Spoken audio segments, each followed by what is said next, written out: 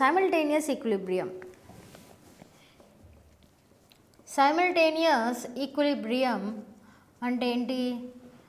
ఇప్పటివరకు మనం only equilibrium equations రాసాము, ఓన్లీ సింగిల్ ఈక్వేషన్. కానీ ఏవైనా reversible reactions, more than one reversible reactions, more than one ఈక్విలిబ్రియంతో అక్కర్ అవుతున్నాయా, వాటిని మనం సైమల్టేనియస్ ఈక్విలిబ్రియం అని అంటాం. So example, first example, CO2 plus H2 in equilibrium with CO plus H2O. ఇవన్నీ గ్యాసెస్. సో ఇది మెయిన్ ఈక్వేషన్. సో ఈ equilibrium అనేది మనకి టూ స్టెప్స్తో అక్కర్ అవుతుంది. First step, H2 plus half O2 in equilibrium with H2O. And second step, CO2 in equilibrium with CO plus half O2.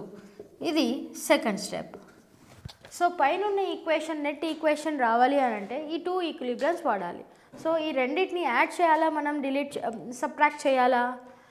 So మనకి H2 left hand side ఉంది, అంటే ఇది లెఫ్ట్కి ఉండాలి, CO2 కూడా లెఫ్ట్కి ఉండాలి. అంటే ఈ రెండింటిని యాడ్ చేస్తేనే మనకు CO2 అండ్ H2 లెఫ్ట్కి వస్తాయి. సో అలాంటప్పుడు ఈక్వేషన్ 1 ప్లస్ ఈక్వేషన్ 2 యాడ్ చేస్తే H2 plus CO2 gas in equilibrium with, మరి హాఫ్ O2 లెఫ్ట్కి ఉంది బట్ ఇక్కడ రైట్ ఉంది, సో ఇది క్యాన్సిల్ అయిపోతుంది. సో రిమైనింగ్ ఏంటి? H2O gas plus CO gas. So పైన ఉన్న నెట్ ఈక్వేషన్ వచ్చేసింది. మరి ఇలాంటప్పుడు K ఈక్విలిబ్రియం ఎలా క్యాలిక్యులేట్ చేస్తాం? పైన ఉన్న ఈ నెట్ ఈక్వేషన్కి ఈక్విలిబ్రియం ఇవ్వకుండా ఓన్లీ ఈక్వేషన్ 1 and 2కి ఈక్విలిబ్రియం కాన్స్టాంట్స్ ఇస్తే, so let us say first ఈక్వేషన్కి ఇది K1 అనుకుందాం, సెకండ్ ఈక్విలిబ్రియంకి K2 అనుకుందాం. సో ఈ నెట్ ఈక్వేషన్ K ఈక్విలిబ్రియం ఏమవుతుంది? యాడ్ చేస్తే కదా మనకి ఇది నెట్ ఈక్వేషన్ వచ్చింది. So K equilibrium is equal to K1 into K2. ఇది స్క్వేర్ అనుకునే ఛాన్స్ ఉంది, సో కింద 1 పెట్టుకుందాం. సో K1 అండ్ K2 ఇలా. So K1 into K2 net equilibrium. అదే ఏదైనా ఈక్వేషన్ మీరు సబ్ట్రాక్ట్ చేస్తే, ఈ ఈక్వేషన్లో కాదు, ఎప్పుడైనా ఏదైనా క్వశ్చన్లో మీరు సబ్ట్రాక్ట్ చేయడం వల్ల నెట్ ఈక్వేషన్ వచ్చి ఉంటే అప్పుడు సబ్ట్రాక్ట్ చేస్తున్నారు కాబట్టి ఈక్వేషన్ 1ని ఒక K బై ఈక్వేషన్ 2 సబ్ట్రాక్ట్ చేస్తున్నారు కదా, డివైడ్ చేయాలి నెట్ ఈక్వేషన్. సో గుర్తుపెట్టుకోండి, యాడ్ చేస్తే మల్టిప్లై చేయాలి, సబ్ట్రాక్ట్ చేస్తే డివైడ్ చేయాలి. దీన్ని సైమల్టేనియస్ ఈక్విలిబ్రియం అని అంటారు. So next important topic, Le Chatelier's principle or mobile equilibria అని కూడా అంటాం. Le Chatelier principle nothing but theory of mobile equilibrium. Le Chatelier's principle, దీన్నే theory of mobile equilibria, theory of mobile equilibria. So ఈ theory ఏం చెప్తుంది అంటే, ఎప్పుడైతే external parameters అంటే ఏంటి? అది కాన్సన్ట్రేషన్ కావచ్చు, టెంపరేచర్ కావచ్చు, ప్రెషర్, లేదా సమ్టైమ్స్ క్యాటలిస్ట్ కూడా కావచ్చు. ఎప్పుడైతే ఈ ఎక్స్టర్నల్ పారామీటర్స్ ఈక్విలిబ్రియం పైన ఎఫెక్ట్ చూపిస్తాయో, అంటే ఏంటి? రియాక్టెంట్ అండ్ ప్రోడక్ట్ ఉంటాయి. సో కాన్సన్ట్రేషన్ ఆఫ్ రియాక్టెంట్ పెంచినా లేదా ప్రోడక్ట్ పెంచినా, సో అప్పుడు ఈక్విలిబ్రియం పైన ఎఫెక్ట్ ఏం పడుతుంది? ఆబ్వియస్గా ఈక్విలిబ్రియం మూవ్ అవ్వాల్సి వస్తుంది. అందుకే దాని పేరు మొబైల్ ఈక్విలిబ్రియం. ఈక్విలిబ్రియం కాన్స్టాంట్ ఉండదు. ఇలాంటి టైంలో ఈక్విలిబ్రియం కాన్స్టాంట్ ఉండదు. ఏది కాన్స్టాంట్ ఉంటుంది? K మాత్రమే కాన్స్టాంట్ ఉంటుంది. సో మనం రియాక్టెంట్ కాన్సన్ట్రేషన్ ఇంక్రీజ్ చేస్తే ఆ ఈక్వేషన్లో concentration of product by concentration of reactant మనకు వాల్యూ డిఫరెంట్ వస్తుంది కదా, అలా డిఫరెంట్ రాకూడదు. సో ఈక్విలిబ్రియం ఎలా షిఫ్ట్ అవుతుందనంటే ఆ రేషియో మళ్ళీ కాన్స్టాంట్ అయ్యే వరకు షిఫ్ట్ అవుతుంది. సో దట్ K మళ్ళీ కాన్స్టాంట్ వస్తుంది. టెంపరేచర్ చేంజ్ చేయనంత వరకు K ఎప్పుడు చేంజ్ అవ్వదు. K చేంజ్ అయ్యేది టెంపరేచర్ వల్ల మరియు క్యాటలిస్ట్ వల్ల మెకానిజమే చేంజ్ అవుతుంది, కాబట్టి K కూడా చేంజ్ అవుతుంది. So concentration effect temperature effect and pressure catalyst effect ఈ ఈక్విలిబ్రియంలో ఎలా ఎఫెక్ట్ పడుతుంది, అది ఈక్విలిబ్రియం లెఫ్ట్ ఫార్వర్డ్ మూవ్ అవుతుందా లేదా బ్యాక్వర్డ్ మూవ్ అవుతుందా తెలుసుకుందాం. సో ఫస్ట్ ఈ కాన్సన్ట్రేషన్, ఎఫెక్ట్ ఆఫ్ కాన్సన్ట్రేషన్ నేర్చుకుందాం. First effect of concentration. Example N2 plus 3H2 in equilibrium with 2NH3. So ఇవన్నీ గ్యాసెస్. సో ఈ ఈక్విలిబ్రియం ఇక్కడ డెల్టా హెచ్ కూడా గుర్తుపెట్టుకోండి. It is -47.7 kilojoules per mole. ఇది ఈక్వేషన్. N2 plus 3H2 in equilibrium with 2NH3. Then ఇప్పుడు first effect of concentration. Effect of concentration. Concentration of reactant increase చేస్తే అప్పుడు ఈక్విలిబ్రియం ఏమవ్వాలి, రియాక్టెంట్ పెంచుతున్నాం కాబట్టి equilibrium will shift to forward direction. It will shift to forward అంటే మనకి ఎక్కువ amount of ammonia వస్తుంది. మరి కాన్సన్ట్రేషన్ ఆఫ్ ప్రోడక్ట్ పెంచితే, ప్రోడక్ట్ అంటే ఏంటి, ఆల్రెడీ అమోనియా ఎగ్జిస్ట్ అయ్యే అమోనియా దాంట్లో ఉంటే లేదా మనం పైనుంచి యాడ్ చేస్తే అప్పుడు కాన్సన్ట్రేషన్ ప్రోడక్ట్ది కూడా పెంచవచ్చు. సో కాన్సన్ట్రేషన్ ఆఫ్ ప్రోడక్ట్ని పెంచితే ఈక్విలిబ్రియం ఎటు షిఫ్ట్ అవుతుంది, it will shift to backward direction. It will shift to backward అంటే ఈక్విలిబ్రియం అనేది మూవ్ అవుతుంది. ఎప్పటివరకు మూవ్ అవుతూనే ఉంటుంది, till the effect is nullified. మనం ఏదైతే ఎక్స్టర్నల్ పారామీటర్స్లో ఎఫెక్ట్ పెడుతున్నామో, చేంజెస్ చేస్తున్నామో ఆ ఎఫెక్ట్ నలిఫై అయ్యే వరకు ఈక్విలిబ్రియం మూవ్ అవుతూనే ఉంటుంది. Till it becomes constant. Which becomes constant? Till K becomes constant. Second, effect of temperature. Effect of temperature దీని గురించి చెప్పాలి అంటే ఆ యొక్క రియాక్షన్ ఎగ్జోథర్మికా ఎండోథర్మికా తెలిసి ఉండాలి. పైన ఉన్న రియాక్షన్ పైన అప్లై చేస్తే డెల్టా హెచ్ నెగిటివ్ అని ఉంది అంటే ఏంటి, అది ఎగ్జోథర్మిక్ రియాక్షన్. ఎగ్జోథర్మిక్ అంటే హీట్ ఈజ్ రిలీజ్డ్. ఎందుకు రిలీజ్ అవుతుంది, heat of reactant is greater and heat of product is less కాబట్టి ఆ డిఫరెన్స్ అనేది రిలీజ్ అవుతుంది. అంటే లెఫ్ట్ ఒక 500 అనుకుందాం, రైట్ ఒక 300 అంటే డిఫరెన్స్ 500 ఎక్కడ పోవాలి, అది హీట్గా రిలీజ్ అవుతుంది. సో కాబట్టి దాన్ని ఎగ్జోథర్మిక్ అంటున్నాం. సో ఇట్లాంటి ఎగ్జోథర్మిక్ ప్రాసెస్లో మనం టెంపరేచర్ ఇంకా ఇంక్రీజ్ చేసామనుకోండి అప్పుడు ఏమవుతుంది, ఏది అబ్జర్వ్ చేసుకుంటుందా, టెంపరేచర్ తక్కువ ఉన్నది ఫస్ట్ అబ్జర్వ్ చేసుకుంటుంది. అంటే అమోనియా అబ్జర్వ్ చేసుకుంటుంది. అమోనియా అబ్జర్వ్ చేసి ఈక్విలిబ్రియం ఎటు షిఫ్ట్ అవుతుంది, బ్యాక్వర్డ్. అంటే ఎగ్జోథర్మిక్ రియాక్షన్లో టెంపరేచర్ ఇంక్రీజ్ చేస్తే equilibrium will shift backward direction. Equilibrium will shift backward direction. మరి టెంపరేచర్ డిక్రీజ్ చేస్తే ఆబ్వియస్గా it will shift to forward direction. So నాకు ఎక్కువ అమౌంట్ ఆఫ్ అమోనియా రావాలంటే ఏ టెంపరేచర్ మెయింటైన్ చేయాలి, మోడరేట్ టెంపరేచర్. మరీ ఎక్కువ టెంపరేచర్ మనం మెయింటైన్ చేయొద్దు. నాకు ఫార్వర్డ్ రియాక్షన్కి వెళ్ళాలి కదా కాబట్టి టెంపరేచర్ మోడరేట్గా ఉండాలి, ఎక్కువ ఉండదు. ఎక్కువ ఉంటే బ్యాక్వర్డ్ వచ్చేస్తుంది. So next third, effect of pressure. Effect of pressure. So effect of pressure తెలియాలి అంటే మనకు డెల్టా ఎన్ గురించి మాట్లాడుకోవాలి. ఎఫెక్ట్ ఆఫ్ ప్రెషర్ చెప్పాలి అంటే డెల్టా ఎన్. డెల్టా ఎన్ ఏంటి, change in products minus reactant, gaseous product minus reactant. ఇప్పుడు నేను ఆల్ ఆఫ్ ఏ సడన్ ఆ ఎక్స్పెరిమెంట్ పైన ప్రెషర్ పెంచాను. అప్పుడు ఆ ప్రెషర్ గ్యాసెస్ కదా ఎగ్జిబిట్ చేయాలి. సో ఎక్కువ మోల్స్ ఆఫ్ గ్యాసెస్ ఉన్నాయి, లెఫ్ట్ 1 + 3, ఇటు 4, అటు 2. సో ఎక్కువ ప్రెషర్ ఏది ఎగ్జిబిట్ చేస్తుంది, లెఫ్ట్ సైడ్ ఎక్కువ ప్రెషర్ని ఎగ్జిబిట్ చేస్తుంది. ప్రెషర్ ఎక్కువ పెట్టినందుకు ఈక్విలిబ్రియం ఎటు షిఫ్ట్ అవ్వాలి, రైట్ సైడ్కి షిఫ్ట్ అవుతుంది. సో డెల్టా ఎన్ నెగిటివ్ ఉన్నప్పుడు, దీంట్లో నెగిటివ్ కదా, సో డెల్టా ఎన్ నెగిటివ్ ఉన్నప్పుడు ప్రెషర్ ఇంక్రీజ్ అయితే equilibrium will shift to forward direction. Equilibrium will shift to forward. అదే ప్రెషర్ తగ్గిస్తే equilibrium will shift to backward direction. మరి అప్పుడు డెల్టా ఎన్ పాజిటివ్ ఉంటే, డెల్టా ఎన్ పాజిటివ్ ఉంది కానీ నాకు ఈక్విలిబ్రియం ఫార్వర్డ్కే వెళ్ళాలి, నేను ప్రోడక్ట్సే ప్రిపేర్ చేయాలనుకుంటాను. సో ఫార్వర్డ్ వెళ్ళాలి. అప్పుడు ప్రెషర్ ఏం మెయింటైన్ చేయాలి, అప్పుడు ప్రెషర్ తక్కువ ఉండాలి. సో ఇది ఇంపార్టెంట్. కాన్సన్ట్రేషన్ అది డెల్టా ఎన్తో కానీ టెంపరేచర్తో కానీ సంబంధం లేదు. ఏ రియాక్షన్లోనైనా రియాక్టెంట్ కాన్సన్ట్రేషన్ పెంచితే ఫార్వర్డ్కి వెళ్తుంది, ప్రోడక్ట్ది పెంచితే బ్యాక్వర్డ్కి వెళ్తుంది. అండ్ టెంపరేచర్ ఏంటి, ఎగ్జోథర్మిక్ అయితే టెంపరేచర్ తక్కువ ఉండాలి, సో దట్ ఫార్వర్డ్ వెళ్ళాలి. అదే ఎండోథర్మిక్ అనుకోండి, టెంపరేచర్ ఎక్కువ ఉండాలి, అప్పుడు ఫార్వర్డ్ వెళ్తుంది. నెక్స్ట్ ఎఫెక్ట్ ఆఫ్ ప్రెషర్ ఏమవుతుంది, డెల్టా ఎన్ పైన డిపెండ్ అయి ఉంటుంది. So delta N negative, shift forward. Delta ఎన్ పాజిటివ్, ప్రెషర్ తక్కువ ఉండాలి, అప్పుడే ఫార్వర్డ్కి షిఫ్ట్ అవుతుంది equilibrium. Next effect of catalyst.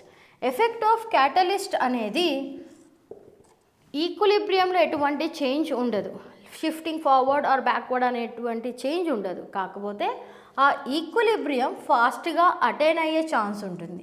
It may attain fast, అక్కడనే no change in equilibrium, neither it may move forward or backward. కాకపోతే ఆ ఈక్విలిబ్రియం అటైన్ అయ్యే time fast ఉండొచ్చు. సో అది effect of catalyst. Next degree of dissociation using vapour density. మనం degree of dissociation information K కనుక్కోవడానికి use చేసాం. అలానే density use చేస్తూ కూడా డిగ్రీ ఆఫ్ డిసోసియేషన్ మనం కనుక్కోవచ్చు. ఫర్ ఎగ్జాంపుల్ ఇప్పుడేంటి, degree of dissociation determination of degree of dissociation from vapour density. Degree of dissociation దేంతో రిప్రజెంట్ చేస్తాం, alpha. So we are determining alpha from vapour density డీతో డిటర్మిన్ చేస్తాం. అయితే for example A in equilibrium with x moles of B. ఈ రెండు gases అయితేనే vapour density అన్న term use చేయాలి, లేకపోతే చేయలేము. సో ఏ మోల్స్ ఎక్స్ మోల్స్గా డివైడ్ అవుతుంది, ఎక్స్ బి మోల్స్గా, అంటే 1 mole of A x moles of బీగా డివైడ్ అవుతుంది, A converted to B. So ఇక్కడ నెంబర్ ఆఫ్ మోల్స్ ఏమవుతుంది, ఎక్స్ అయితే 1 కాదు, ఎక్స్ ఈజ్ గ్రేటర్ దాన్ 1. అంటే ఏంటి, టైం ప్రొసీడ్ అయినా కొద్దీ, టైం ఫార్వర్డ్ అయినా కొద్దీ అప్పుడు number of moles of B పెరుగుతుంది కదా. ఏ తగ్గుతుంది ఓకే, బట్ బి పెరుగుతుంది, but B number of moles X 1 కంటే ఎక్కువ. సో కాబట్టి ఓవరాల్గా నెంబర్ ఆఫ్ మోల్స్ పెరుగుతున్నాయి. మరి నెంబర్ ఆఫ్ మోల్స్ పెరిగితే వాల్యూమ్ పెరుగుతుంది, వాల్యూమ్ ఆఫ్ ది గ్యాస్. మరి వాల్యూమ్ పెరిగినప్పుడు డెన్సిటీ ఏమవుతుంది, డెన్సిటీ ఫార్ములా ఏంటి, మాస్ బై వాల్యూమ్. మరి ఇక్కడ వాల్యూమ్ పెరుగుతుంది కదా, వాల్యూమ్ ఇంక్రీజ్ అవుతుంది. సో వాల్యూమ్ ఇంక్రీజ్ అయితే డెన్సిటీ ఏమవ్వాలి, తగ్గాలి. ఎందుకు, density is inversely proportional to volume, కాబట్టి డెన్సిటీ తగ్గుతుంది. దేని డెన్సిటీ, ఏ. మనం ఏతో కంపేర్ చేస్తున్నాం. సో ఏ ఇనీషియల్గా డెన్సిటీ ఎంత ఉంది అండ్ ఈక్విలిబ్రియం డెన్సిటీ ఎంత. సో ఆ ఇన్ఫర్మేషన్ ఉంటే మనం ఈ ఆల్ఫా వాల్యూ కూడా డిటర్మైన్ చేయొచ్చు. సో ఈ ఎగ్జాంపుల్లో ఫస్ట్ ఆల్ఫా సబ్స్టిట్యూట్ చేసుకుందాం. సో ఆల్ఫా ఏంటి, ఇది 1 మైనస్ ఆల్ఫా, ఇది X alpha. So total number of moles is equal to 1 minus alpha plus x alpha. 1 minus alpha plus x alpha, nothing but 1 plus alpha into x minus 1 అని పెట్టుకోవచ్చు. 1 plus alpha into x minus 1 అని పెట్టుకోవచ్చు. So దీంట్లో ఇప్పుడు density ఏమనుకున్నాం, density is equal to mass by volume, correct. But volume is proportional to n, అంటే density is inversely proportional to v, therefore density is మళ్ళీ inversely proportional to n. అంటే d1 by d2 is equal to n2 by n1. d1 by d2 is equal to n2 by n1. So ఇక్కడ n2 ఏంటి, number of moles final by number of moles initial. మరి final number of moles ఎన్ని, 1 plus alpha into x minus 1 by initial ఎన్ని, 1 minus initial first మనం తీసుకుంది 1, ఇది 0, ఇది final. So initial is 1, so which is equal to d1 by d2. So ఇది substitute చేస్తే మనకి alpha value d1 minus d2 by d2 into x minus 1. So alpha మనం density నుంచి కూడా క్యాలిక్యులేట్ చేయొచ్చు. d1 ఏంటి, ఇనీషియల్ డెన్సిటీ, d2 ఏంటి, final density. దేని యొక్క డెన్సిటీ, ఏది. దెన్ x minus 1 అనేది delta n, nothing but x minus 1 ఏంటి, డెల్టా n. సో ఈ డెన్సిటీని మనం molecular weight equilibrium mass at ఈక్విలిబ్రియంతో కూడా డినోట్ చేయొచ్చు. అండ్ ఇలా so alpha is equal to molecular weight అంటే ఏ ఒక మాలిక్యులర్ వెయిట్, ఇనీషియల్ ఎప్పుడు మాలిక్యులర్ వెయిటే కదా, minus density directly proportional to weight of A. So mass at equilibrium ఇలా పెట్టవచ్చు, mass at equilibrium by mass at equilibrium మళ్ళీ D2. So x minus 1 అనేది మళ్ళీ పెట్టే అవసరం లేదు, ఇట్ ఈస్ కవర్డ్ ఇన్ D2నే. సో ఇది కూడా ఇంకొక ఫార్ములా ఆల్ఫా క్యాలిక్యులేట్ చేయడానికి. ఈ రెండు important. Alpha is equal to D1 minus D2 by D2 into x minus 1 and here m minus m equilibrium by m equilibrium. So దీనికి related ఒక problem చేద్దాం మనం. 1 litre of N2O4 weighs 3 grams at 27 degrees Celsius and 742 mm pressure. 742 mm pressure. Calculate molar mass and degree of dissociation అంటే alpha.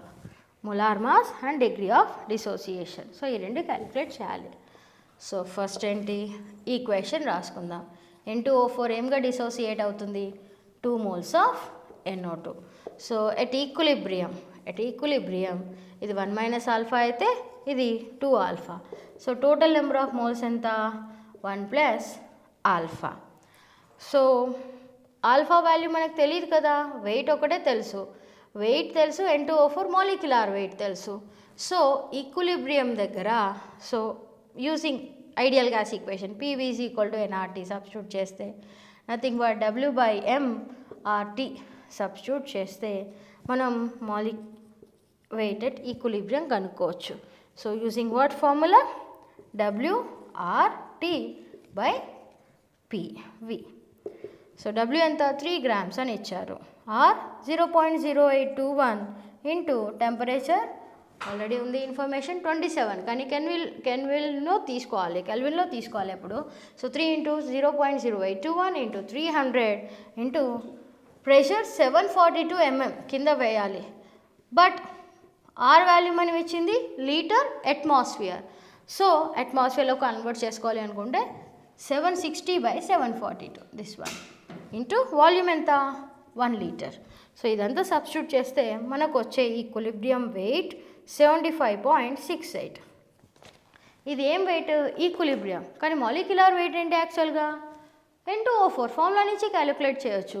2 nitrogens, 2 into each nitrogen 14, 2 into 14 plus 4 into 16 మొత్తం add చేస్తే 92 వస్తుంది. So molecular weight 92 అంటే ఇది M equilibrium. So alpha is equal to M అంటే 92 minus equilibrium అంటే 75.68 by 75.68 is equal to 0.216. Alpha value ఎంత వచ్చింది, 0.216. అంటే ఎంత పర్సెంటేజ్ ఆఫ్ రియాక్షన్ కంప్లీట్ అయింది, ఇక్కడ 21.6%. ఎలా చేసాం, 0.216 into 100 is percentage of reaction. So 21.6% of reaction మాత్రమే ఫార్వర్డ్ జరిగింది అంటే రిమైనింగ్ అరౌండ్ 78.4% N2O4 అలానే మిగిలిపోయింది. ఓన్లీ 21% మాత్రమే forward. So next important topic, effect of variation of total pressure on a system at equilibrium. అంటే ఆల్రెడీ మన దగ్గర ఒక ఈక్విలిబ్రియం ఎగ్జిస్ట్ అవుతుంది. బట్ ఏం స్టడీ చేస్తున్నాం, ఒకవేళ టోటల్ ప్రెషర్ మనం చేంజ్ చేయగలిగితే ఆ ఈక్విలిబ్రియంలో ఏదైనా యాడ్ చేసి లేదా డిలీట్ చేసి రియాక్టెంట్ యాడ్ చేసో లేదా ప్రోడక్ట్ యాడ్ చేసో లేదా ఇంకేదైనా ఒక కొత్త కాంపోనెంట్ రియాక్టెంట్ లేదా ప్రోడక్ట్తో రియాక్ట్ కాని కాంపోనెంట్ యాడ్ చేస్తే ప్రెషర్ చేంజ్ అవుతుంది కదా, గ్యాషియస్ కాంపోనెంట్స్ యాడ్ చేస్తే. సో ఆ చేంజ్ వల్ల ఈక్విలిబ్రియంలో ఏం చేంజెస్ వస్తాయి, ఎఫెక్ట్ ఏంటి, ఈక్విలిబ్రియం మళ్ళీ ఎటు మూవ్ అవుతుంది, ఫార్వర్డా బ్యాక్వర్డా. సో ఆల్రెడీ ఒక ఈక్విలిబ్రియం ఎగ్జిస్ట్ అయిన దాంట్లో మనం రియాక్టెంట్ కానీ ప్రోడక్ట్ కానీ లేదా ఏదైనా ఇనర్ట్ గ్యాస్ అనుకుందాం. ఇనర్ట్ గ్యాస్ ఎన్ అని పెట్టుకుందాం. ఇనర్ట్ గ్యాస్ ఎన్ కాదు.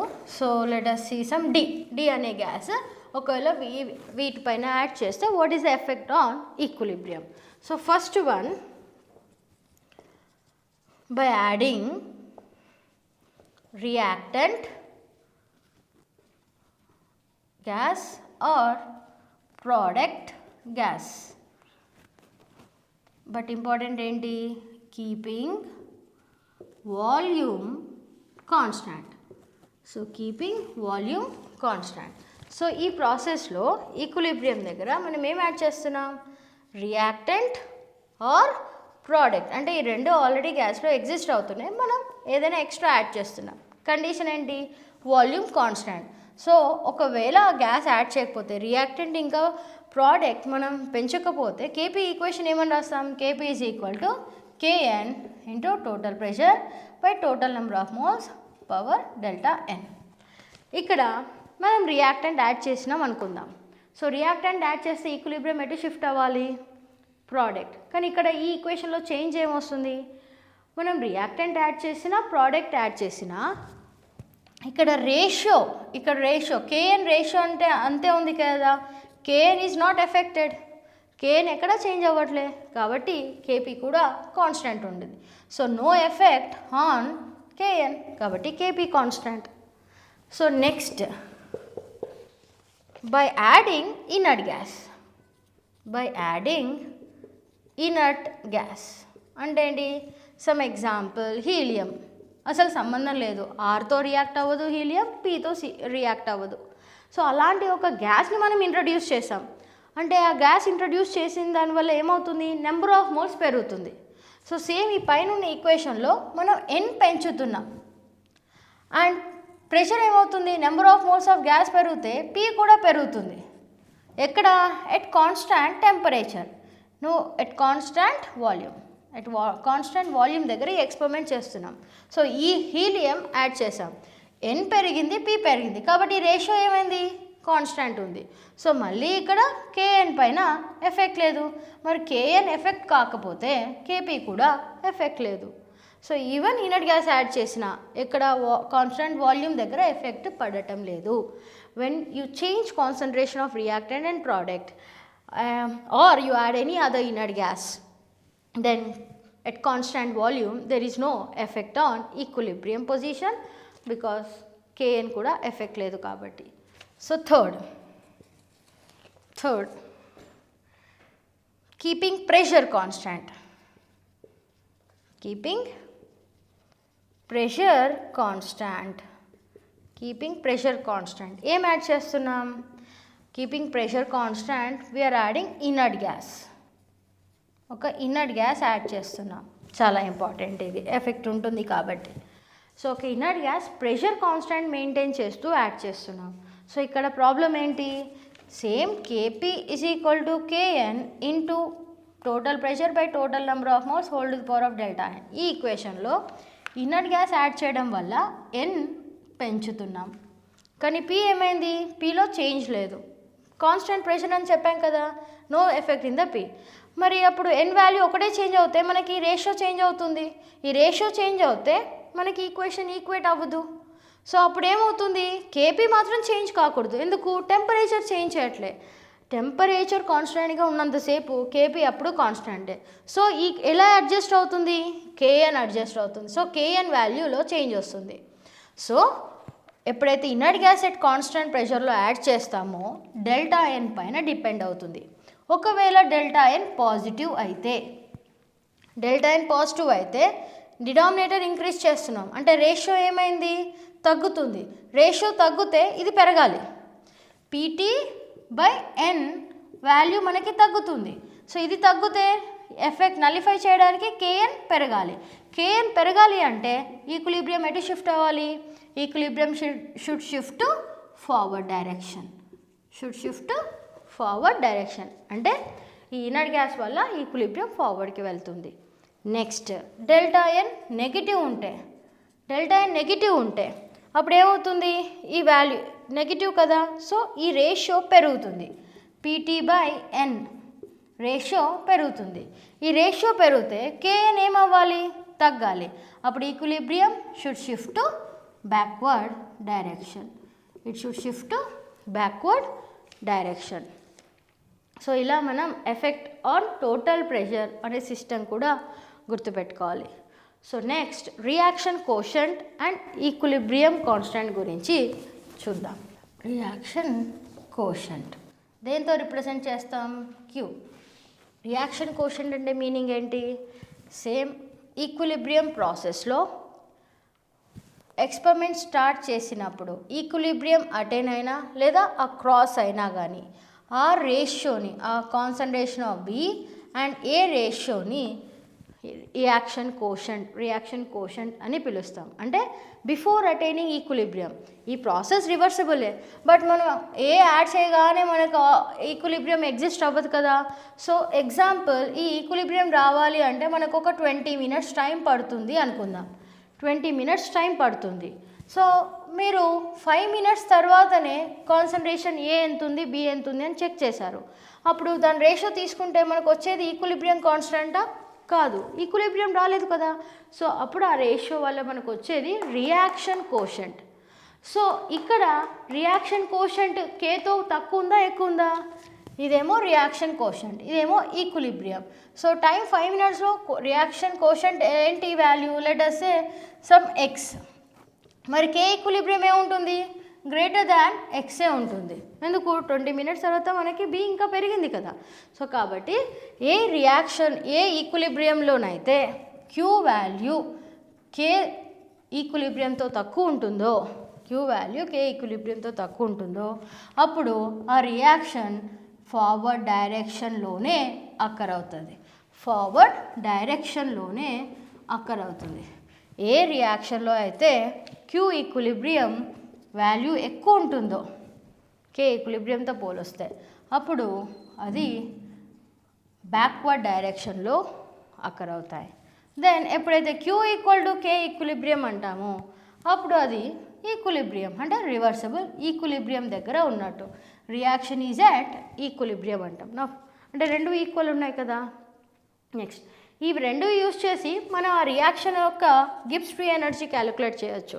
థర్మోడైనమిక్స్లో ఒక ఈక్వేషన్ నేర్చుకున్నాం, ΔG is equal to ΔG0 plus RT ln Q.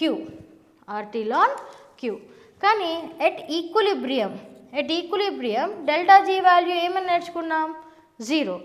At equilibrium ΔG 0 అయితే అప్పుడు ΔG0 ఏమైంది, ΔG0 is equal to minus RT ln Q. ఇప్పుడు Q అనం ఈక్విలిబ్రియం అయింది కాబట్టి it is K equilibrium, at K equilibrium. So which is equal to minus 2.303 RT log K equilibrium. So ఇది formula use చేస్తాం Gibbs free energy, standard Gibbs free energy కనుక్కోవడానికి reversible ప్రాసెస్లో. So ఇదంతా మనం chemical equilibrium గురించే చెప్పుకున్నాం. దీని next topic ionic equilibrium. అంటే ఇప్పటివరకు మనం యూజ్ చేసిన ఈక్విలిబ్రియంస్ అన్నీ ఓన్లీ కెమికల్ కాంపోనెంట్సే ఉన్నాయి. నేను ఎక్కడ కూడా అయాన్స్ రాయలేదు, ప్లస్ కానీ మైనస్ కానీ లేదు. సో ఇప్పుడు ఒకవేళ అయాన్స్లో ఈక్విలిబ్రియం ఎగ్జిస్ట్ అవుతే దాన్నే అయానిక్ ఈక్విలిబ్రియం అంటాం. So next topic ionic equilibrium. So chemical ఈక్విలిబ్రియంలో next topic ionic equilibrium. So మనం ఇప్పుడు నెక్స్ట్ డీల్ చేయబోయేది ionic equilibrium. So ionic equilibrium అంటే ఏమని చెప్పుకున్నాం, ఈక్విలిబ్రియం ఎగ్జిస్టింగ్ బిట్వీన్ అయాన్స్. అంటే లెఫ్ట్ సైడ్ అన్అయోనైజ్డ్ అయాన్స్ ఉంటాయి, రైట్ సైడ్ అయోనైజ్డ్ అంటే అయాన్సే మిగులుతాయి మనకి. So between ions. So ions ఎక్కడైతే క్రియేట్ అవుతుందో, కానీ అయాన్స్ అన్నప్పుడు అయానిక్ రియాక్షన్స్ అనుకోవరకండి, బికాజ్ జనరల్గా అయానిక్ రియాక్షన్స్ అన్నీ ఇర్రివర్సిబుల్, మనకి రివర్సిబుల్ రావు. కానీ ఏవైతే వీక్ ఎలక్ట్రోలైట్స్ ఉంటాయో, లైక్ వాట్ వీక్ ఎలక్ట్రోలైట్స్ ఏంటి, weak electrolytes are such as weak acid లేదా వీక్ బేస్ లేదా సాల్ట్స్. ఏం సాల్ట్స్, NaCl సాల్ట్ లాంటివి కాదు, ఎందుకు NaCl మనం స్ట్రాంగ్ యాసిడ్ స్ట్రాంగ్ బేస్ నుంచి ప్రిపేర్ చేస్తాం కాబట్టి అలాంటివి ఈక్విలిబ్రియం చూపించవు. So salts of weak acid strong base కావచ్చు, లేదా స్ట్రాంగ్ యాసిడ్ వీక్ బేస్ కావచ్చు, లేదా both weak acid weak base. 3 types of salts: weak acid, weak base, salts of weak acid, strong acid, weak base, and weak acid, weak base. Next, fourth one, sparingly soluble salts. Sparingly soluble salts. ఇవన్నిట్లో మనం ఈ ionic equilibrium గమనిస్తాం. So first before ఈ equilibrium deal చేసే ముందు అసలు acid and బేస్ని ఎలా డిఫైన్ చేస్తారు? Different scientist has defined in different way. So first definition acid base థియరీలో, so first theory Arrhenius acid base theory. So it is Arrhenius acid base థియరీలో యాసిడ్ని హీ డిఫైన్డ్ ఇట్ యాజ్ ఏదైతే solution, ఏదైతే acid H+ని release చేస్తుందో, దేంట్లో aqueous సొల్యూషన్లో a solution అయితే H+ని release చేయగలుగుతుందో, so ఆ సొల్యూషన్ని మనం యాసిడ్ అంటే అరేనియస్ యాసిడ్ అని డిఫైన్ చేశాడు. ఏ సొల్యూషన్ అయితే అక్వస్ లేదా ఏదైతే కాంపోనెంట్ వాటర్లో యాడ్ చేయగానే H+ రిలీజ్ చేస్తుందో దాన్ని మనం యాసిడ్ అని పిలవచ్చు అరేనియస్ ప్రకారం. నెక్స్ట్ బేస్ అంటే దీంట్లో ఎగ్జాంపుల్స్ ఏంటి? HCl, HNO3. సో HCl తీసుకున్నాం, వాటర్లో యాడ్ చేసాం, అప్పుడు ఏమవుతుంది? H+ and Cl-. H+ release చేస్తుంది కదా, కాబట్టి దాన్ని యాసిడ్ అని డిఫైన్ చేశారు. అది కూడా యాసిడ్. Next base. ఏ కాంపోనెంట్లో అయితే OH ఉండి అది అక్వస్ వాటర్లో యాడ్ చేయగానే OH- అయాన్ రిలీజ్ చేస్తాయో వాటిని బేసెస్ అని పిలవచ్చు. Like example NaOH, calcium hydroxide, KOH, వీటన్నిటిని బేస్ అని డిఫైన్ చేశారు. డెఫినేషన్ వరకు ఓకే, కానీ దీంట్లో లిమిటేషన్స్ ఏంటి? దీంట్లో డ్రాబ్యాక్స్ ఏంటి? అన్ని సొల్యూషన్స్ అన్ని యాసిడ్స్లో H+ లేదు, అండ్ అన్ని కాంపోనెంట్స్ బేసిస్లో OH- ఉండాలని రూల్ లేదు. ఫర్ ఎగ్జాంపుల్ ఇప్పుడు H+ అక్వస్ సొల్యూషన్లో H+ అంటే ఓన్లీ డైల్యూట్ అక్వస్ సొల్యూషన్స్ వరకు మాత్రమే ఇన్ టర్మ్స్ ఆఫ్ H+ గురించి చెప్పారు. అంటే acid base definition in terms of H+ చెప్పారు, ఓకే. కానీ ఫర్ ఎగ్జాంపుల్ ఈ అమోనియా ఉంది, హైడ్రోజన్ N2H4 ఉన్నాయి. సో వీటిలో OH- లేదు, కానీ ఇవేంటి? బేసెస్. సో ఇలాంటి కొన్ని డ్రాబ్యాక్స్ ఉన్నాయి. Definition of acid in terms of only aqueous solution, లేదా compounds like NH3N2H4 which are bases, కానీ డెఫినేషన్లో ఇది బేస్గా మనం గుర్తించలేం. సో ఇవి కొన్ని drawback of Arrhenius theory. So second theory Bronsted Lowry theory. Bronsted Lowry acid base theory. So ఈ థియరీ ప్రకారం acids are those which release H+ ions, in any solvent. అంటే ఓన్లీ అక్వాస్, ఓన్లీ వాటర్లోనే అని పర్టిక్యులర్ కండిషన్ లేదు. In a solvent acid should release H+. మరి base ఏంటి? Base should accept H+. OH- గురించి ఇక్కడ చెప్పలేదు. A base is that which accept H+ in a solvent. So Arrhenius acids అన్నీ ఇక్కడ బ్రాన్స్టెడ్ యాసిడ్సే. HCl, HNO3 అన్నిట్లో H+ ఉన్నాయి. మరి ఇప్పుడు బ్రాన్స్టెడ్-లౌరీ యాసిడ్ బేసెస్లో బేసెస్ ఏంటి? లైక్ అమోనియాని మనం బేస్ అని పిలుచుకోవచ్చు. ఎందుకు? Ammonia can accept H+ and form ammonium ion. And ఈ బ్రాన్స్టెడ్-లౌరీ థియరీలో ఇంకొక డెఫినేషన్ గుర్తుపెట్టుకోండి. ఇది అమోనియా మనం బేస్ అని పిలుస్తున్నాం, ఓకే. ఒక H+ యాడ్ అయ్యాక అది ఫామ్ అయింది అమోనియం అయాన్. సో ఈ అమోనియం అయాన్ని మనం కాంజుగేట్ యాసిడ్ అని పిలవాలి. కాంజుగేట్ యాసిడ్ అంటే ఈ రెండు కాంజుగేట్ యాసిడ్ బేస్ పెయిర్ అన్నమాట.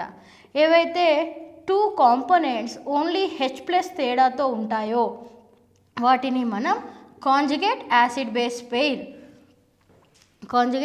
బేస్ పెయిర్ అని పిలవచ్చు. ఇంకొక ఎగ్జాంపుల్ HCl ఉంది. HCl H+ని రిలీజ్ చేస్తుంది, మిగిలిందేంటి? Cl-. ఇప్పుడు మనం దీన్ని యాసిడ్ అని డిఫైన్ చేస్తున్నాం. మరి ఇదేమైంది? ఇది కాంజుగేట్ బేస్ అయింది. సో HCl ఇంకా Cl మైనస్ ఏంటి, కాంజుగేట్ యాసిడ్ బేస్ పేర్.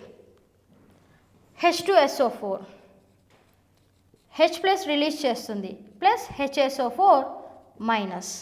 సో దీంట్లో కాంజుగేట్ యాసిడ్ బేస్ పేర్ ఈ రెండు. అలానే HSO4 మైనస్ ఇంకొక H ప్లస్ని కూడా రిలీజ్ చేస్తుంది. సో అప్పుడు ఫామ్ అయ్యేది SO4-2. సో ఈ రెండు కాంజుగేట్ యాసిడ్ బేస్ పేర్. మరి relation between H2SO4 and SO4 ఏమీ లేదు, బికాస్ వాటికి డిఫరెన్స్ ఏంటి, 2 ప్రోటాన్స్. సో 2 ప్రోటాన్స్ డిఫరెన్స్ ఉంటే మనం కాంజుగేట్ యాసిడ్ బేస్ పేర్ అని పిలవం. ఓన్లీ 1 ప్రోటాన్ డిఫరెన్స్ ఉండాలి వీటిలాగా, like this. Next Bronsted Lowry solvents classification కూడా చేశారు. Classification of solvent, classification of solvents. ఏ సాల్వెంట్ అయితే H ప్లస్ని రిలీజ్ చేస్తుందో దాన్ని అసిడిక్ సాల్వెంట్స్ అని అన్నారు. అండ్ ఏ సాల్వెంట్ అయితే H ప్లస్ని యాక్సెప్ట్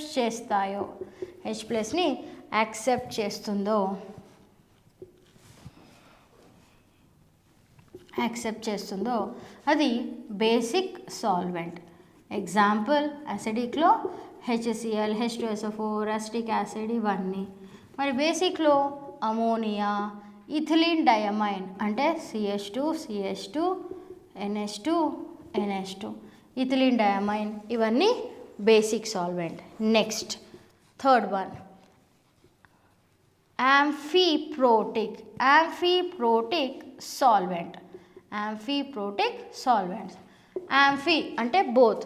ఏ సాల్వెంట్ అయితే H ప్లస్ ఇంకా H ప్లస్ని H ప్లస్ తీసుకోవడం కానీ H ప్లస్ని రిలీజ్ చేయడం కానీ చేస్తుందో అది యాంఫీప్రోటిక్.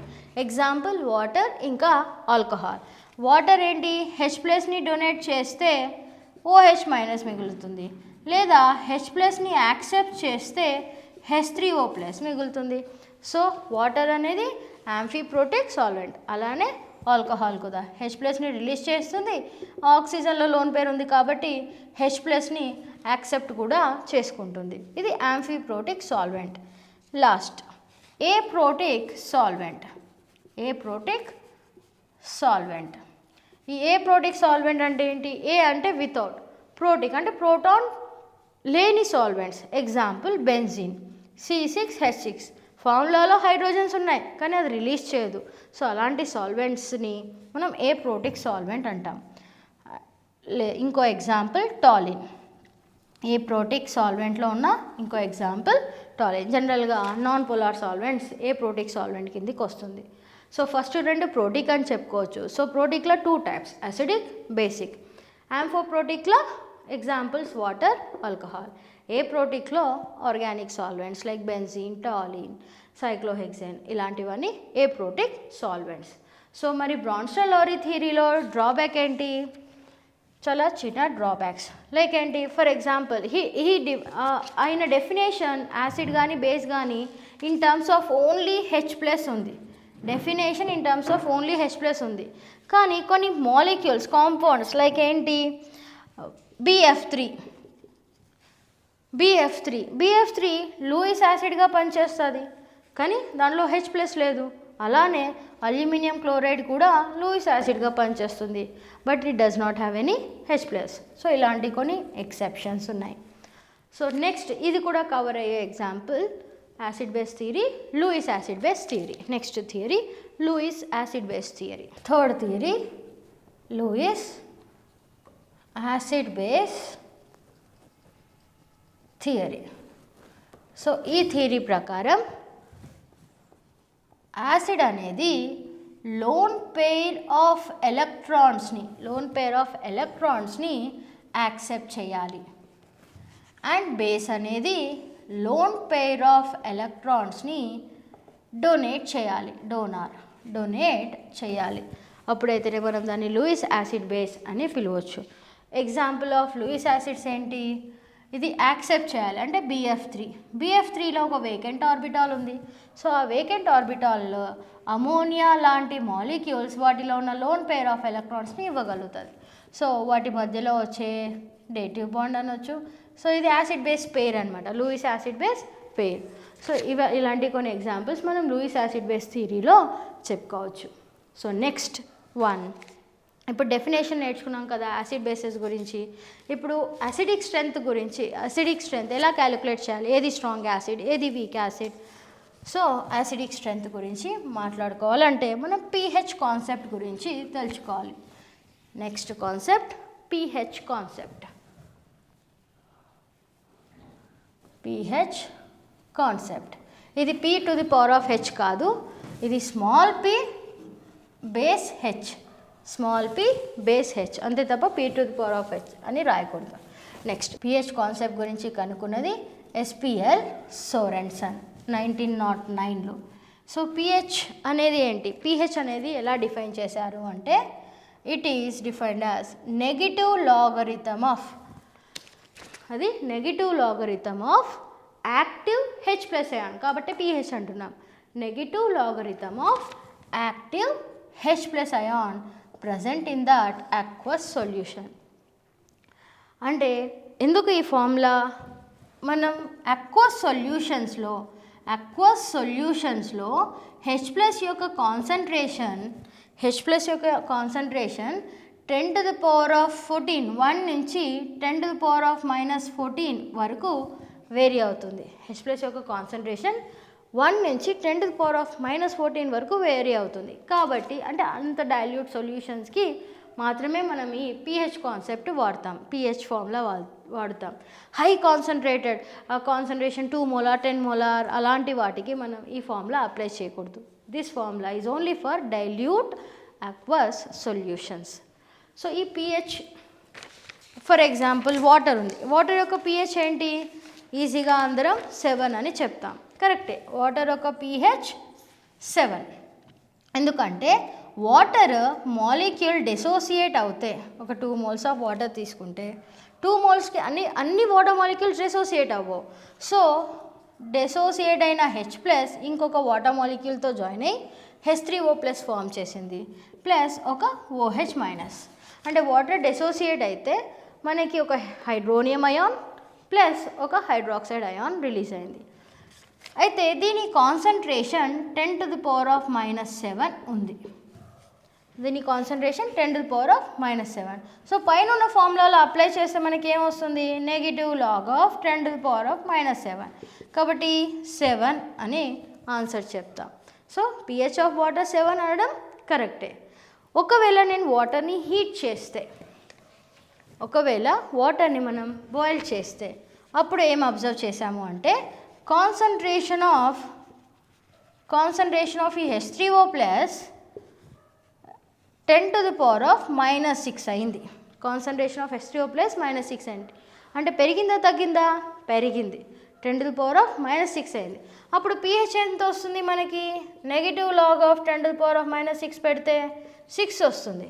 pH 7 రాలేదు కదా ఇప్పుడు, అంటే ఆ వాటర్ యాసిడ్గా మారిందా వేడి చేయడం వల్ల, కాదు. ఈ వాల్యూ మీరు ఏదైతే గుర్తుపెట్టుకున్నారో pH ఆఫ్ వాటర్ 7 అని, అది 25 డిగ్రీ సెల్సియస్ వద్దనే, 25 డిగ్రీ సెల్సియస్ దగ్గరనే ఆ pH ఆఫ్ వాటర్ 7 కరెక్ట్. కానీ ఇప్పుడు హీట్ చేస్తేనే కదా మనకి కాన్సన్ట్రేషన్ వచ్చింది, అంటే టెంపరేచర్ మార్చాం కదా. Let us say around 60 degree Celsius దగ్గర ఈ కాన్సన్ట్రేషన్ వచ్చింది. సో pH ఎంత వచ్చింది, 6 అనేది 25 కాదు, కాబట్టి 6 అనేది ఎక్కడ 60 డిగ్రీస్. సో స్టిల్ వాటర్ ఎప్పటికీ న్యూట్రలే, నువ్వు ఏ టెంపరేచర్ దగ్గర తీసుకున్న వాటర్ ఎప్పటికీ న్యూట్రలే.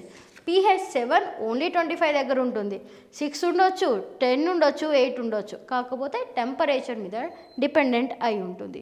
25 డిగ్రీ సెల్సియస్ దగ్గర pH² మనం ఇలా వేస్తాం, 0 to 7, 7 to 14, 0 to 7 acidic, 7 to 14 base. ఎగ్జాక్ట్గా 7 ఉంటే న్యూట్రల్ అని పిలుస్తాం. ఇది కరెక్టే, కానీ టెంపరేచర్ గుర్తుపెట్టుకోండి ఓన్లీ 25 డిగ్రీ సెల్సియస్.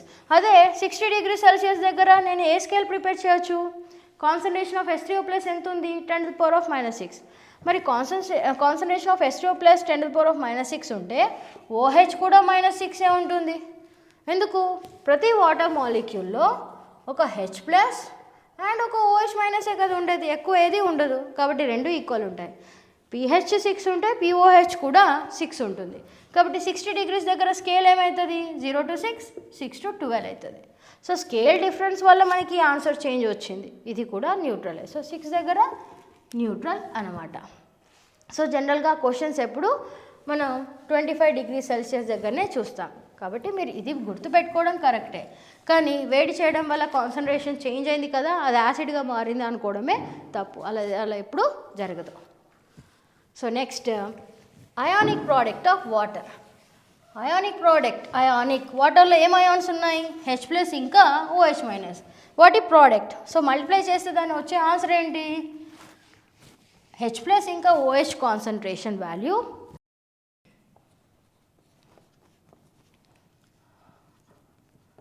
ఈ రెండే వస్తున్నాయి కదా. సో ఇది ఈక్విలిబ్రియం రివర్సిబుల్ ప్రాసెస్ కాబట్టి K ఈజ్ ఈక్వల్ టు ఏమని రాస్తాం? Concentration of product by reactants. So product ఏంటి? H3O plus OH minus by water. దీనివల్ల మనకి ఎటువంటి చేంజ్ ఉండదు. రీజన్, వాటర్లో ప్రతి ఒక్క అయాన్ డిసోసియేట్ అవ్వదు. సో దీని అమౌంట్ ఆల్మోస్ట్ దాని change in concentration of this water is negligible. కాబట్టి ఈ H2O లెఫ్ట్కి వస్తే K into H2O concentration is equal to H3O plus into OH minus. ఇది ఓవరాల్గా మనం సింపుల్గా KW అని రాయొచ్చు. సో దీని ఎఫెక్ట్ అసలు ఉండదు. It is directly equal to KW. దీన్నే మనం అయానిక్ ప్రోడక్ట్ ఆఫ్ వాటర్ అని అంటాం, which is equal to concentration of H plus into concentration of OH minus. So at 25 degrees Celsius దగ్గర KW వాల్యూ ఎంత? Concentration ఏమని చెప్పాను? 25 degrees సెల్సియస్ దగ్గర 10⁻⁻7. అది ఎప్పుడు చేంజ్ అవ్వదు. 10⁻⁻7. H ప్లస్ 7 అయితే OH మైనస్ కూడా 7 అవుతుంది. సో ఓవరాల్గా 10⁻⁻14. సో KW వాల్యూ ఎంత? 10⁻⁻14. కానీ మరి వాటి యూనిట్స్ ఏంటి? మనం మల్టిప్లై చేస్తే ఇది వచ్చింది. ఏం మల్టిప్లై చేసాం? కాన్సన్ట్రేషన్. మరి కాన్సన్ట్రేషన్ యూనిట్ ఏంటి? Moles per litre. రెండు ఉన్నాయి. So mole square per litre square. So ఇది KW యొక్క value 10⁻⁻14 mole square per litre square. So ఏదైనా సొల్యూషన్లో concentration of H plus equal to concentration of OH minus ఉన్నాయి, ఈక్వల్గా ఉన్నాయి అంటే అది న్యూట్రల్ అంటాం. అది న్యూట్రల్.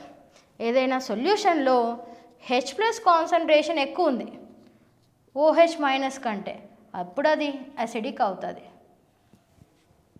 ఏదైనా కాన్సన్ట్రేషన్లో OH ఎక్కువ ఉంది, అప్పుడు అది బేసిక్ అవుతుంది. సో ఓవరాల్గా KW ఈజ్ ఈక్వల్ టు, ఇది గుర్తుపెట్టుకుంటే nothing but PKW. Negative log apply చేయండి పైన ఉన్న ఈక్వేషన్. వీటికి negative log on both side చేస్తే negative log of KW PKW is equal to negative log of H3O plus PH, negative log of OH minus POH. So ఎక్కువన్నా తక్కువన్నా దాని sum ఎప్పుడు PKWకి ఉండాలి. అంటే 25 degrees సెల్సియస్ దగ్గర PH ప్లస్ POH వాల్యూ ఎప్పుడు 14 ఉండాలి. ఏదైనా PH ఎక్కువ ఉండనియండి తక్కువ ఉండనియండి, కానీ సమ్ చేస్తే మాత్రం దాని వాల్యూ ఎప్పుడు 14 ఉండాలి. ఏ టెంపరేచర్ దగ్గర? 25 degrees సెల్సియస్ దగ్గర. నెక్స్ట్ ఇప్పుడు కొన్ని ప్రాబ్లమ్స్ చేసి చూద్దాం. Calculating pH of acid. Calculate pH of 0.05 molar HCl. So pH formula ఏంటి? Negative log of concentration of H plus ion, అంటే నెగిటివ్ లాగ్ ఆఫ్ కాన్సన్ట్రేషన్ ఎంత? 0.05. దీన్ని ఏం రాయొచ్చు? Negative log of 5 × 10⁻⁻2. అంటే negative log of 10⁻⁻2 minus log 5. Log 1 to 10 ఎప్పుడు గుర్తుపెట్టుకోండి, so that ఈజీగా సబ్స్టిట్యూట్ చేస్తే ఆన్సర్ వస్తుంది. 1 to 10 చాలా ఇంపార్టెంట్ ఈ pH క్యాలిక్యులేషన్స్లో. So log minus log 10⁻⁻2 2, log 5 value around 0.7 అనుకుందాం. సో 0.7 answer 1.3. Next question, second question, calculate pH for 0.01 molar NaOH. 0.01 molar NaOH. సో ఇక్కడ ఏంటి, మన సొల్యూషన్ బేస్, యాసిడ్ కాదు ఈ ఫార్ములా తీసుకోవడానికి. బేస్ కాబట్టి OH రిలీజ్ చేస్తుంది. సో మీకు ఫస్ట్ pOH క్యాలిక్యులేట్ చేయాలి మీరు. So pOH is equal to negative log of 0.01 అంటే నెగటివ్ లాగ్ ఆఫ్ 10⁻⁻2 అంటే డైరెక్ట్ ఆన్సర్ 2. pOH 2, కానీ ఎప్పుడు మేము క్వశ్చన్స్ అడిగేది pHలో అడుగుతాం. సో pH ఏంటి, pH ప్లస్ pOH ఎంత, ఎప్పుడు pKw. So equal to 14. Temperature జనరల్గా 25 degrees Celsius దగ్గరనే అడుగుతాం. So it is equal to 14. So pH ఎంత, 14 మైనస్ 2 ఎంత వచ్చింది, 12. ఒకవేళ డైరెక్ట్ బై మిస్టేక్ మీరు pH ఈజ్ ఈక్వల్ ఇదంతా చేసి 2 వచ్చింది అనుకోండి, బేస్కి 2 ఉండదు కదా, బేస్కి 7 కంటే ఎక్కువ ఉండాలి కదా. సో అట్లా చెక్ చేసుకుంటే మీకు కొంచెం అర్థం అవుతుంది. సో మీరు క్యాలిక్యులేట్ చేసింది pH కాదు, pOH కాదు, pH అని. సో ఇది careful. Third question, calculate pH of 0.05 molar H2SO4. 0.05 molar H2SO4. So ఇక్కడ pH ఫార్ములా ఏంటి, negative log of same H plus ion, ఫార్ములాలో తేడా లేదు. ఇక్కడ ఏం తీసుకుంటాం, మైనస్ లాగ్ 0.05 తీసుకుంటే తప్పు అవుతుంది. రీజన్ చూడండి, యాక్టివ్ H ప్లస్ డెఫినేషన్ ఏమని చెప్పుకున్నాం, pH is equal to negative log of active H plus ion. ఇక్కడ ప్రతి 1 mole ఆఫ్ H2SO4 నుంచి ఎన్ని హైడ్రోజన్స్ రిలీజ్ అవుతున్నాయి, 2. అంటే దీని వ్యాలెన్సీ 2. అంటే బెటర్ మీరు మొలారిటీ తీసుకోవడం కన్నా నార్మాలిటీతో క్యాలిక్యులేట్ చేస్తే. Normality is equal to molarity into valency కదా. వ్యాలెన్సీ ఆఫ్ సల్ఫ్యూరిక్ యాసిడ్ ఎంత, 2. సో 0.05 ఇంటూ 2 చేస్తే మనకు వచ్చే ఆన్సర్ 0.1. సో pH ఎలా క్యాలిక్యులేట్ చేయాలి, pH is equal to minus log 0.1 అంటే minus log 10⁻⁻1 nothing but 1. So ఒకవేళ ముందర 0.05 తీసుకుంటే మీకు 1.3 వచ్చే అవకాశం ఉంది ఆన్సర్. సో కాబట్టి 1, ఓన్లీ 1 గుర్తుపెట్టుకోండి. సో కాన్సన్ట్రేషన్స్ ఎప్పుడు నార్మాలిటీలో తీసుకోవడం చాలా బెటర్, కన్ఫ్యూజన్ ఉండకుండా ఉంటుంది. ముందు HCl ఏంటి, డైరెక్ట్ మొలారిటీ పెట్టి తీసుకున్నాం. రీజన్ దాని వ్యాలెన్సీ 1. నార్మాలిటీ అయినా మొలారిటీ అయినా వ్యాలెన్సీ 1 ఉన్నప్పుడు ఆన్సర్లో తేడా రాదు. So next question, fourth question, calculate pH of 1 into 10⁻⁻8 molar HCl at 25 degrees Celsius.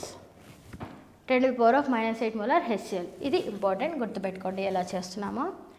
So ఇక్కడ same formula pH is equal to negative log H plus తీసుకుంటే నెగిటివ్ లాగ్ ఆఫ్ 10⁻⁻8 ఇంటూ 1 తీసుకుంటే మనకు answer 8 వస్తుంది. కానీ తప్పు. రీజన్ 25 degrees Celsius దగ్గర acid, మనం acid HCl calculate చేస్తున్నాం. యాసిడ్ యొక్క pH ఎంత ఉండాలి, 7 కంటే తక్కువ ఉండాలి. కానీ ఇక్కడ మనకు ఆన్సర్ 8 వస్తుంది. సో మనం ఈ మెథడ్ తీసుకోవడం తప్పు. సో ఎలా క్యాలిక్యులేట్ చేయాలి, మనం ఇక్కడ ఒకటి మిస్ అయ్యాం. కాన్సన్ట్రేషన్ చూడండి, 10⁻⁻8 అంటే వెరీ వెరీ లో. ఎంత లో, H ప్లస్లో వాటర్ కంటే తక్కువ. 25 degrees Celsius దగ్గర వాటర్ యొక్క కాన్సన్ట్రేషన్ ఎంత, H ప్లస్ది 10⁻⁻7.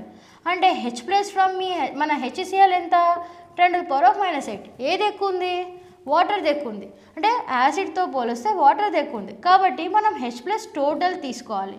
సో టోటల్ ఎంత అవుతుంది, it is equal to 10⁻⁻7 plus 10⁻⁻8 చేస్తే 1.1 ఇంటూ 10⁻⁻7 వస్తుంది. సో ఇప్పుడు ఈ వాల్యూ pHలో సబ్స్టిట్యూట్ చేయండి.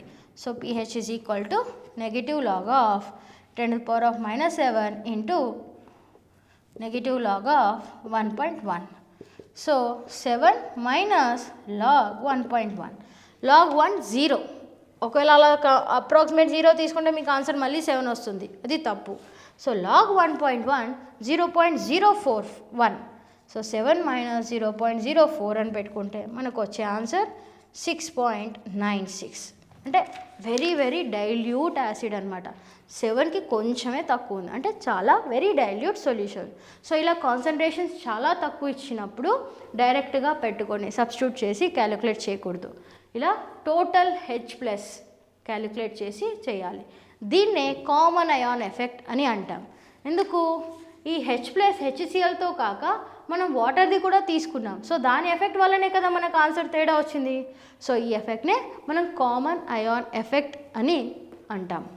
So next question number 5. ఇప్పటి వరకు ఓన్లీ యాసిడ్ ఓన్లీ బేసెస్ చూసాం. ఇప్పుడు యాసిడ్ అండ్ బేస్ మిక్స్ చేస్తే లేదా రెండు యాసిడ్స్ మిక్స్ చేస్తే pH ఎలా క్యాలిక్యులేట్ చేయాలి? So next question, 5th question, calculate pH of first one చూద్దాం. 0.02 molar 200 ml HCl plus 0.03 molar 300 ml HNO3 mix చేసినాం. Second question, 0.08 molar 800 ml NaOH plus 0.05 molar 200 ml HCl. So two different solution. First one చూద్దాం. ఈ రెండు యాసిడ్సే first one. So రెండు acids అన్నప్పుడు మనం first net normality కనుక్కోవాలి. ఏ formula? N1V1 plus N2V2 by V1 plus V2 కనుక్కున్నాక ఆ pH ఫార్ములాలో pH is equal to negative log of H plus కదా. ఇప్పుడు H ప్లస్ దేంది? నెట్ నార్మాలిటీ సబ్స్టిట్యూట్ చేస్తే చాలు. సో ఇక్కడ పైన సబ్స్టిట్యూట్ చేస్తే 0.02 into 200 plus 0.03 into 300 by 200 plus 300 total మనకు వచ్చే వాల్యూ 2.6 ఇంటూ 10⁻⁻² అవుతుంది. సో అది మనం ఇక్కడ సబ్స్టిట్యూట్ చేస్తే answer negative log of 2.6 into 10⁻⁻² చేస్తే ఆన్సర్ 1.6 వస్తుంది. సో ఇలా mixture of two acids bases ఎప్పుడు ఇదే ఫార్ములా యూజ్ చేయాలి. కానీ సెకండ్ వన్ చూడండి, అది యాసిడ్ టూ యాసిడ్స్ కాదు, టూ బేసెస్ కాదు, ఒక యాసిడ్ ఒక బేస్. అంటే అదొక కెమికల్ రియాక్షన్ అవుతుంది. ఏంటి? NaOH reacts with HCl to give NaCl and H2O. So ఈ రెండు రియాక్ట్ అయితే మిగిలిన సొల్యూషన్ మాత్రమే మనకు pH చూపిస్తుంది. సో ఇక్కడ NaOH ఎంత తీసుకున్నాం? 0.08 ఇంటూ 800, 0.08 ఇంటూ 800. HCl ఎంత తీసుకున్నాం? 0.05 ఇంటూ 200. అంటే ఏది ఎక్కువ ఉంది? NaOH ఎక్కువ ఉంది. సో సబ్ట్రాక్ట్ చేయండి, అదంతా రియాక్ట్ అయిపోతుంది కదా. సో సబ్ట్రాక్ట్ చేశాక అప్పుడు టోటల్ వాల్యూమ్తో డివైడ్ చేస్తే మనకు వచ్చేది నెట్ కాన్సన్ట్రేషన్ ఎంత వస్తుంది? It is equal to 0.054. So అప్పుడు pH సబ్స్టిట్యూట్. కానీ ఇక్కడ ఏది ఎక్కువ ఉంది? NaOH HCl? NaOH ఎక్కువ ఉంది. సో pH రాయకూడదు, NaOH ఎక్కువ ఉంది కాబట్టి POH రాయాలి. So POH is equal to negative log of that. So negative log of 0.054 చేస్తే మనకు వచ్చే ఆన్సర్ 1.28. సో అడిగేది pH కదా, క్యాలిక్యులేట్ pH అని ఇచ్చారు. So pH is equal to 14 minus 1.28 అంటే 12.72. సో ఇట్లా యాసిడ్స్కి బేసెస్కి మిక్చర్ ఆఫ్ యాసిడ్స్ అండ్ బేసెస్కి మనం pH క్యాలిక్యులేట్ చేసుకోవచ్చు.